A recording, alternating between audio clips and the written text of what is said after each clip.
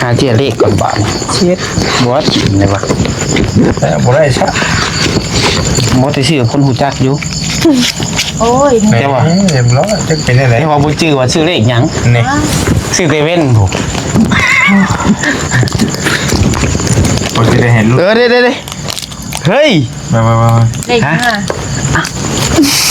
เป็นเลขยังกินดิโบมันก็เบื่อบ่อันท้ายมันนะท้ายมัน59ฟองทะเลเนี่ยเลขยังไงฮะเฮ้ย59เป็นบ่นี่5เลข5บ่นี่แม่น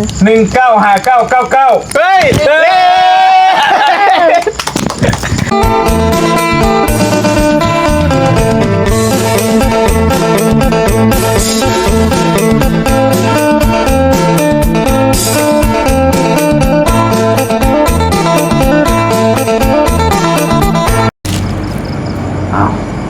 มาพี่น้องเลยเนาะเปิดภาพมาช่วงตอนดึกๆดื่นๆพี่น้องเนาะตอนนี้ก็8-9 โมง 10 โมงประจักษ์พี่น้องเลยพอดีว่าทางน้องปัจจัยก็หากลับมาแต่เวียกแต่งานพี่น้องมื้อนี้ก็ไปผู้เดียวคือเว้าอะไรพี่น้องเลยแล้วก็กลับลงมาว่าสิบ่มาแหละพี่น้องเมื่อยแน่มื้อนี้ก็เลยก็ได้แต่ว่าทางน้องเบลเพิ่นว่าให้ซื้อเครื่องสิยังมาให้แน่เพิ่นว่าเนาะเอาไปใส่ก็เลยจำเป็นได้มาพี่น้องเนาะเอายังไงขึ้นว่าเด้อสิเอาใช้เป็นจดจังเด้เนาะสบายดีเด้อสวัสดีมาใช่น่ะก็มาแต่เพื่อนตัวจมกินฮอดเบลก็ถึกว่าดอกออกไปดำชั่วโมงกับปานนั้นบ่คิดฮอดดีๆคิดฮอดดีๆเดี๋ยวจะเป็นปีเป็นเดือนบ่นี่แกเนาะฝากกินฮอดเบลนี่เด้อเพิ่นว่าไปเปล่าอ้ายนะไปเปล่าทานชั้นดีเลยเป็นลายลักษณ์อักษรพร้อมแม่นบ่เขียนบ่เจออยู่สงสัยเสร็จเองนะมีโทรศัพท์เฮาได้เอาปาซับไว้เพิ่นหน่วยนึงสงสัยเสร็จเองไงขึ้นตัวพี่ทั้งหน้าเอาเพิ่นมีรหัสเฟซเฮาจะไปรักเสร็จอันหาตัวเองบ่น่ะแม่นบ่โอ้ยไปผู้เดียวนี่ติโดยไปผู้เดียวเพิ่นคือว่าเจ็บแขนบ่จักเป็นอะไรไข้เลยบ่เบิ่งใช่มาพี่กันเด้อมีหยังก็ห้องเด้อเด้อเธอสบายดีโคตรเครื่องมันพี่น้องเลยคล้ายเครื่องแล้วบ่เดี๋ยวนี้กลับมาคล้ายคือเก่ากลับมาคล้ายเครื่องโดยหารายได้เสริมพี่น้องเลยคล้ายยังน่ะคล้ายเครื่องออนไลน์นี่แหละคล้ายทุกอย่างเสื้อผ้าหน้าผมเครื่องสอกเครื่องใส่สั่งเอาเกือบทุกอย่างเลยรองเท้ากระเป๋าอย่างนี้แหละคือว่าใครอยากได้ยังก็สามารถแซดมาทางซาเบลแล้วก็เอาหูไปซาเบลคนมาให้อันนี้จะมาขายแต่ก็มีเกงในเขาก็ย่านแล้วตอนนี้มีเกงในค่ะสิเอาสีใดลายใดเอามีขอบบ่มีเอาลายเสือใส่ยั่วเด้อเอาตัวนั่นเด้ออันตัวหันเป้าบ่เอาตัวเป็นไซส์เดียวฮะเป็นคือบิกินี่นะมากกว่านั้นวะเอาแต่มันหุ่มมันเลยวะเอากำมาขายเครื่องงี้โดยกำมาขายเครื่องมีลูกค้าแล้วได้จังออเดอร์แล้ว1ออเดอร์เดียวปิดที่15พุ่นแหละครึ่งเดือนครึ่งมาหาไว้โหลดเป็นเดือนเราใช้เผื่อใจเป็นเดือนเลยขอเอามาติจีนบ่ได้เอามาใกล้ๆเอามาแต่ใกล้เลยมาแต่จีนเลยสั่งมาแต่จีนพุ่นน่ะเลยส่งเพิ่นเอามาให้ทางสเวลกะมีถัดยาที่สั่งคำนวณออเดอร์ให้เพิ่นกระจายเงินให้เพิ่นโอ้เป็นแม่ค้าเนาะก็มาเป็นแม่ค้าอีกข้างYouTube มันบ่กุ้งกินคือว่าเล่นเงินเดือนกันเนาะแล้วมาเสริมใช้เผื่อมันได้พอได้พยุงกันนะหารายได้ตื่มอีกทางเพราะว่าเคยกับออนไลน์ก็ลื่นแน่นะเพราะว่าเติมตรงพี่เนาะช่องน้องเบลเพิ่นกะ ได้เดือนละ100ก็ทั้งยากพี่น้องเอ้ยบางเดือนก็แทบสิบ่ได้กดเลยแหละโดยง่ายก็ต่างไปจับกล้องให้น้องปัดไส้ซื่อนะแต่ละเดือนก็ได้ต่างไปตากแดดฝึกซื่อฝึกความอดทนว่าสิทนไปกับอ้ายได้บ่ตอนนี้จักเดือนแล้วเขาไปรับเจอนี่เขาปีละ ยังหาก็จะได้6-7 เดือนอ้าวก็นั่นแหละแต่ก็สู้อยู่พี่น้องเนาะความอดทนสูงอยู่บ่สู้ก็บ่มีกินพี่น้องเอ้ยภาระหนี้สินก็ยังบ่มีซะก็มื้ออื่นวันศีลบ่วันพระใหญ่บ่ทำบุญอะไรอย่างเงี้ยแต่ว่ายังไงคือใส่ทุกๆสิ้นนั่นแหละใส่ทุกๆวันพระขนมโบเด้ใส่บ่มื่นกันเนาะลงบ่ชวนน่ะดูชวนก็พอดูฮะกับผู้บอกผู้บ่าวหาได้สายบอกไอ้บี้ชวนมึงดูเพิ่นลงวัดได้อยู่บ่ได้แล้วออกฮ้อนได้ลงไปพ่อเรากินขนมได้อยู่เด้อตอนที่สวยตอนเช้าแล้วบ่ทันบ่เอาบ่นอนอ้ายมื้นเป็นบ่นอนเลยได้อยู่ไปเลยลองเบิ่งเอาไปใส่เหรอตัวนี้แม่นลืมมาเมื่อเลยลืมพี่น้องปะนี่เลยบางใจก็สิมาใส่อยู่วัดบ้านตะเบลพี่น้องทางเบิ่งว่าสิชวนไปใส่อยู่พุ่นอยู่ลอยไปพุ่นก็ได้บ่เป็นหยังไปบ่ไปน้องโบไปพุ่นบ่หรือสิไปอยู่บ้านตัวเองไปอยู่พุ่นไหนไปบ่มันใกล้นี่ก็ได้พุ่นหน้าก่อนใช้ใบตองเมื่อไรมาแล้วบ้านที่สอนเขียวภูมิใจมันรถเขียวยังรถเขียวไอ้นิ้วฮะ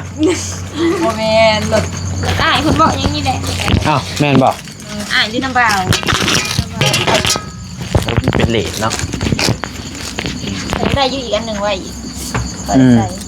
เดี๋ยวว่าไว้ซาปลาปวดดอกเดียวกัน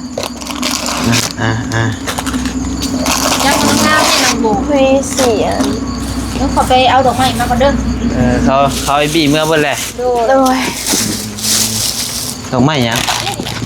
มืออื่นอย่างนั้นแล้วก็แซ่ไปเลยเราว่าภาพก็ได้มืออื่นจังจะนั้นบริญญาเรามัดดอกไม้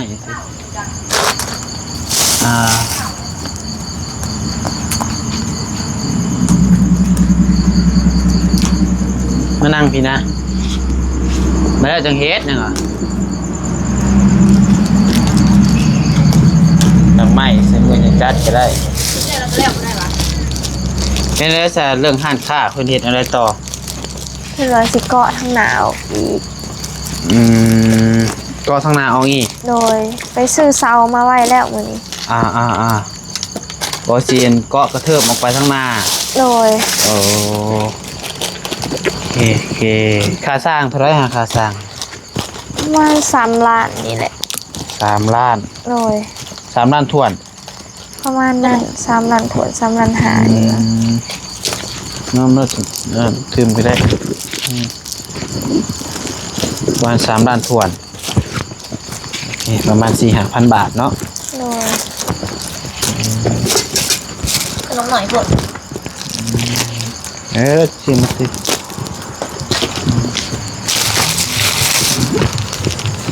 ทานกินข้าวกินน้ำเบิ่งแล้วบ่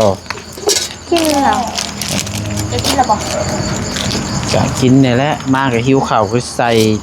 ซื้อตามกินอยู่หั่นนี่น้ำไปจักใส่อีกก็ได้น้ำเฮาน้ำนี่เฮือน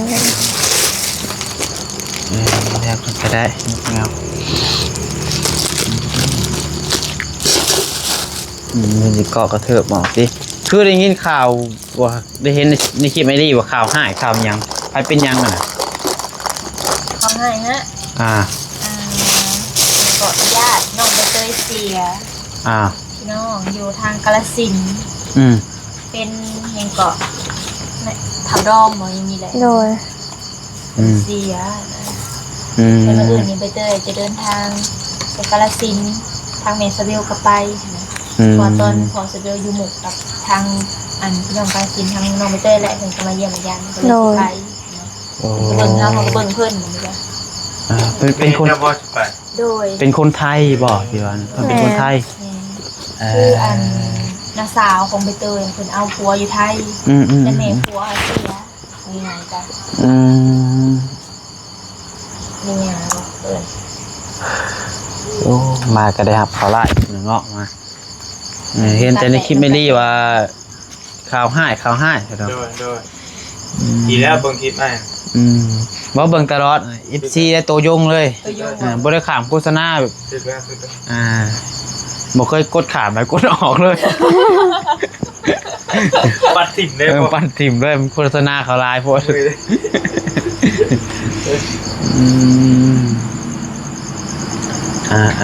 ได้คือโดนพยาดมน่ะมันไงวะ มีข่าวดีเนี่ย เติบ บ่ หนึ่งอยู่ ข่าวให้ปุ๊บ เติบหนึ่งอยู่แต่มันนั่งพี่กันดูซะจะว่ามีข่าวดีบ่จัก แน่นี่มอบบ่นี่ ฮะเอ้ยจ้ะ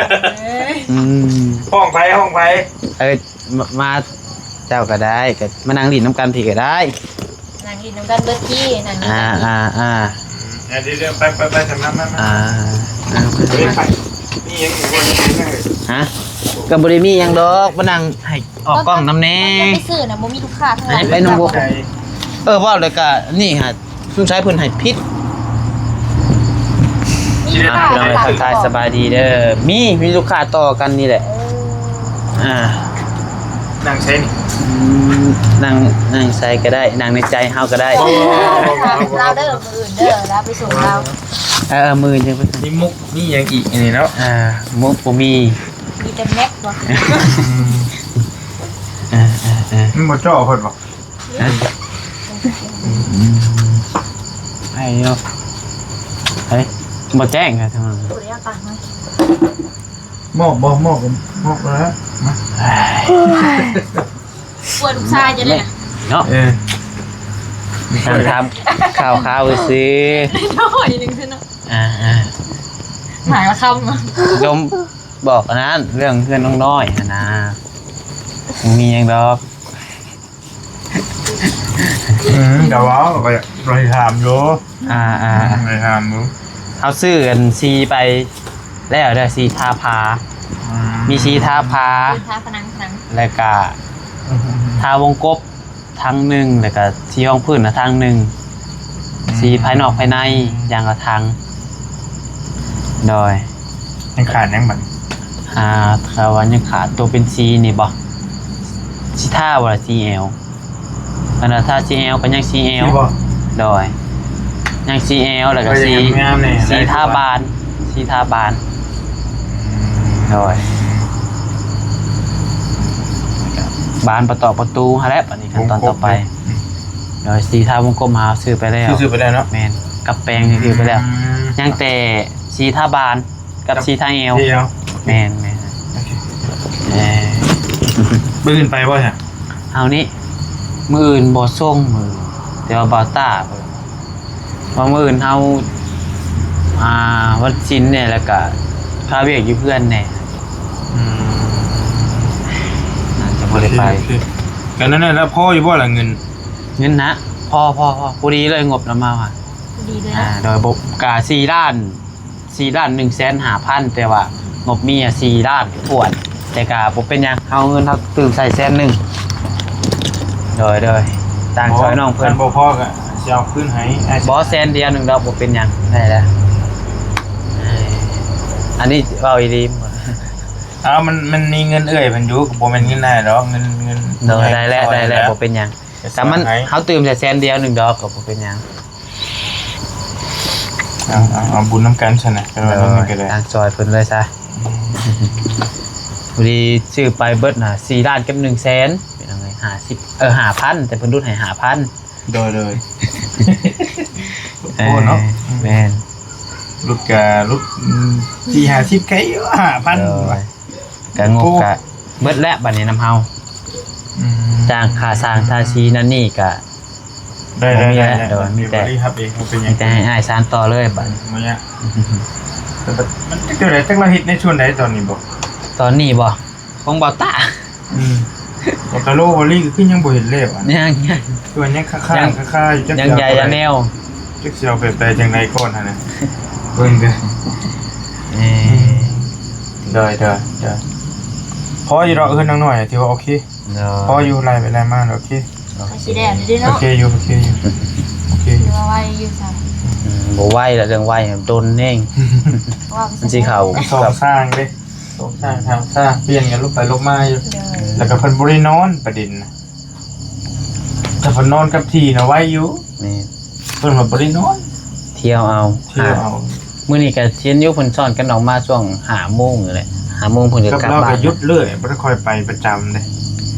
คือน้องอูน้องอีหั่นตัวน่ะไว้ตัวน่ะแป๊บเดียวตัวน่ะ เด้อเป็นอะไรคือโสคือสาวแท้นี่ โอเค ไอ้พี่เมื่ออะไรคือยิ้มบ่นั่นแท้นี่ นั่นดอก บ่เมื่อยบ่ เมื่อย เมื่อยอยู่โอ้เหรอ เติบหนึงอยู่เนาะ หล่อไปหล่อมาก กูถือไฟกับวู้หูพี่เด้อตัวนี้เนาะแบบว่าเว้าบดมือนะ โด ก็ ย เข้าใจอยู่งั้นได้แล้วคือเอาไปถ่ายสิน้องๆเพิ่นกันเนาะ ซื้อไปถ่ายกะมันคนหนึ่งมันก็คือเว้าหั่นแหละพี่น้องเอ้ยบดหนาว มาเบิร์ดนี่เนาะมาเบิร์ดแล้วก็โอ้ คันมาบดทีมงานน่ะเนาะมือหนึ่งรุมใส่อ่ะป้อ บอกว่าคาสิมาก็บอกกันก่อนหั่นนะครับ ซึ่งสิได้เตรียม เตรียมได้เลย ที่หังกายอยู่ แม่น กินแม่ โดย พวกมื้อนี้ก็ไปซื้อเครื่องให้น้องซ่าครับได้อิ่มร้อยมาขายเลย บอกมาขาย คือได้ลอยมาขาย คุณแทมไปหากวนมาให้แม่ขายซะ คักดีเนาะ เอามาจ่ายเงินแล้วเพิ่นเลยว่า อ้ายพูนอะไรเอิ้นเฮาอ้ายเว้าเฮาเลยใจ เห็นมีหนวดไปจักหน่อยครูพี่ใหญ่ ลายเต็มรังอยู่แล้วก็อ้ายเอิ้นเฮาเลยบ่อ้ายเอิ้นเฮาน้องก็ได้เอาว่าเฮาจะไปแทนเขาผมว่าไปแต่ใดเอิ้นสิเฮาอ้ายได้มื้อนี้ก็อ้ายทาก่อนทานเอาอิ่มร้อยก่อนนะสิอิ่มร้อยเมื่อไห้ว่าพากิ กิ น นให้เกียรติบอลลี่ก็คือกันนะไม่เห็นคนนี่อย่างมักเอิ้นอ้ายเอิ้นหยังไว้ก่อนหั่นน่ะ อย่าว่าแต่เจ้าเฮาคือกัน คนเก่งใจคนหั่นน่ะอยากเว้าใหญ่ให้เพิ่นใหญ่ไว้ก่อนหั่นน่ะประมาณนั้นเลย โอเคเพื่อแต่เลขออกอย่างมือบ่ ตัวคอยเบิ่งมันเล่นกระบือ บ่จักแล้วบ่ได้ซื้อเลย บ่เท่บ่ ไม่รู้ เบิ่งดีๆเบิ่งดูเบิ่งดู ซื้อเลขบ่ คือเล็กว่ะ คือบ่ซื้ออยู่เบิ่งเด้อ เฮ้ยเฮ้ยที่ลายว่า ฮะ10 ล้านนาย ฮะ 10 ล้าน ว้าวเท่ เอ้า ว้าว เพลงออกหยังเลยเบิ่งคักออกหยังเลย มันก็เบื่อ 59 909759 เอาเบิ่งกันเด้อจะซื้อบ่ หาบินก่อน บ่รู้ ชื่อบอ หาบินก่อนเด้อบัดนี้จะเราทีมมันไม่ได้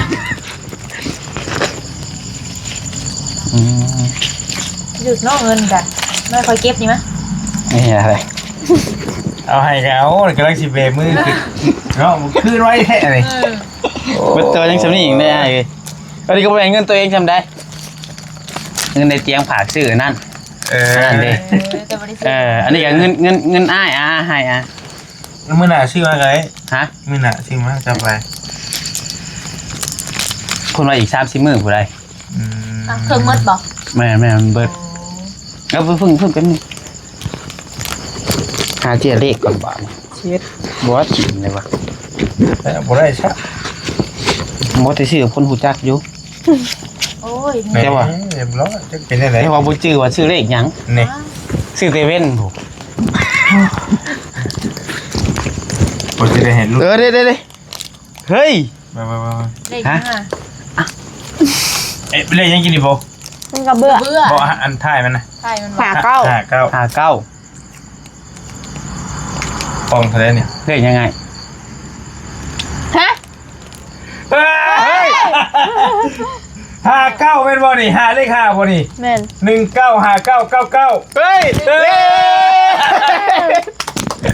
ปองเท่าไหร่นี่ 10,000 โอ้ เอ้ย นี่อย่าง เอาถึงดีป่ะ ได้เท่าไหร่นี่ได้900,000บ่ได้900,000 แม่น 900,000หรือ800,000 900,000 โอ้ เอ้าถืออะไรวะเนี่ย เอาเลี้ยงแม่กันเนี่ย ตายปล่อยเลยเด้อตัวนี้ เอาให้ ขนมกินได้ขนมนี่ เอาเฮงก่อน พอบ่กินกินได้ เอาถือเลขกันดีพี่น้อง ใส่ เอ้ย ถึกเลข เฮ้ย เอาบ่ได้อันว่าบินอะไรวันที่ยังมื้อนี่ ที่เศร้าเจ็ด 7 นี่ที่27เดือน8 2026 เพลงเนาะ คือเฮงแท้ ถือกี่ดีได้พี่น้องเนาะ เอ้ย แม่นบอกทุกดัง ถือเลขในหอบจักเดือนวะ เลิศ โอ้ได้900,000 900,000 บาท ไปซื้ออันรักน้ำแต่ว่าบูสิซื้อรัก ประมาณ1,400นี่แหละบอกมา1,300 1,400แหละเงินบาท1,000 กว่าบาทนึงดอกพี่น้องแต่มันก็ภูมิใจเฮาถึกเนาะ แม่น 10,000กี่ผูก กูบอกก่อนสิซื้อมื้อนี้ เป็นยัง มันมีต้นปลายสาเหตุได้เรื่องของเรื่อง อ่านได้เอามาเลย เอาอีหลี เอาเรามา เรื่องของเรื่องคือเฮาขี่รถขึ้นไปทางโรงหินนั่นแหละ เลย ที่แรกแหละขี่ไปแลนแมงกระเบื้อบินมาตัดหน้าบ่สิเบรกทีแรกบ่เบรกตำเลยพอดีมันตำกันนอกตกปุ๊ เก็บด้อย ก็บ่แม่นตัวแรกอะตำเสือตัวแรกฮะ ตับบึกนี่นะ ตกปุ๊โลดแนวไปทางหลัง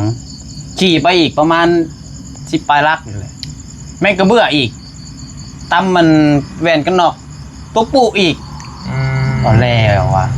แมนบอเลยกลับมาลองเสียงเบิ้งว่ะถึกอีหลี ว้าว4-50ในเนาะ ฮะ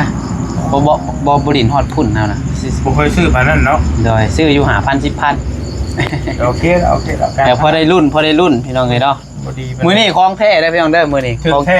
ของแท้มือ แค่เด้อ ของจริง 900,000 จ่ายข่อยเลยแล้วว่า เพื่อนน้องเบลเพื่อนน้องโบพี่น้องเนาะ จ่ายข่อยเลยแล้วว่าตัวนี้ ก่อนสิออกมานี่กะขึ้นใส่คะแนนว่าถึกเลขมื้อนี้นี่สิเอาเงินไปเฮ็ดบุญนำอันนี้จากใจเลยเว้าอีดี เฮ็ดบุญเท่าไหร่ ฮะกะเบิ่งก่อนน่ะก็บ่หลายแล้วมันถือบ่หลายก็แสน2-3แสนนี่แหละแล้วก็ 100,000คนเด้100,000 เบิดนะพอกับแม่จะเพื่อนอีก เอา บา เฮ็ ท ด อีก บุญเนาะ สรุปนี่ถึงเลขนี่เบิดติดลบอีกครับแล้วกับกระหายอยู่กับเบิ่งก่อนทางเนาะมันจะกะ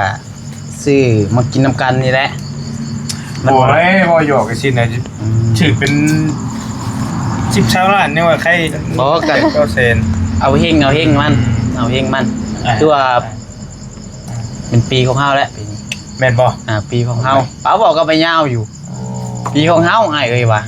เอาก่อนสิได้รถก็ว่าได้ว่า เป็นปีของเฮา เป็นปีของเฮาอ้ายเอ้ยเวลาตื่นเช้ามา ได้อีก อันเพิ่นเฮ็ดตัวเจ้าว่าให้ถามบ่แล้วเพิ่นเฮ็ดคือมาถามว่าดิ เนียนอยู่ว่าเพิ่นถาม บ่ผมเล่าหลังอันกล้องพุ่นดอกแม่นดีน้องเอ้ยเป็นปีของเจ้าอีหลีปี นั่ นี้ นน่ะบ่ได้เนียนจังนี้เนาะผู้ถามก็แบบว่า ตรง ไอเสื้อเจ้าแล้วอ่ะเป็นปีของเจ้าอีหลีพุ่นน่ะ เป็ ปี น นี้ เมื่อย เจ้ามักเสียงกว่าเรา โอ้ย บ่อันนั้นน่ะเราถามในคลิป นะทำในคลิปอ่ะนะ สมมุติว่าเจ้าได้รถเจ้าสิซื้อรถจังซี่เจ้าได้สีหยัง อ่า เอ้าไอ้แจกก่อนแจกเงินไหนคืนตัว โอ้มัน อีก3-4มื้อพุ่นน่ะแต่ก็ของไอ้เตียงอ่ะนี่ อย่าลืมมันยังหรอกไง ผักเลยเด้อของไอ้เตียงอ่ะเพิ่นฝากซื้อแสนนึงเพิ่นได้จากรุ่น เงิ โช น ค ที่บริเงินเฮงคืออันนี้วันนี่ โดย ได้ทุนขึ้นได้ทุนขึ้น บลุกขึ้น แน่นเบิดเดี๋ยวนี้เดี๋ยวเอามาเด้อนะ1,800,000 โอ้โห จ่ายข่อยดิ เอ้า มีทวงอีก เนาะ คิดว่ามูได้เงินเดือน100เดียวอย่างนี้ เอ้าเพิ่นว่าได้ได้เลยกับหมู่เพิ่นว่าฝากซื้ออันนี้แน่ว่ะเพิ่นบ่ได้ว่าซื้อไม้ กั กัน น นี่ค่ะกระโตขึ้น อืม ไปบ่ได้มันคำยากบ่บอก ก็ฝากซื้อก็เอาเงินมาให้ขอย ติดไปอ๋ออะไรเดือนนะ เนี่ยสิครับ ตัวเดียวได้100เดียวเองเดี๋ยว อืม ต้นแค่นี้ เอ้า เอาตัว ไปเลยเอาไปเลยเอา เอ้า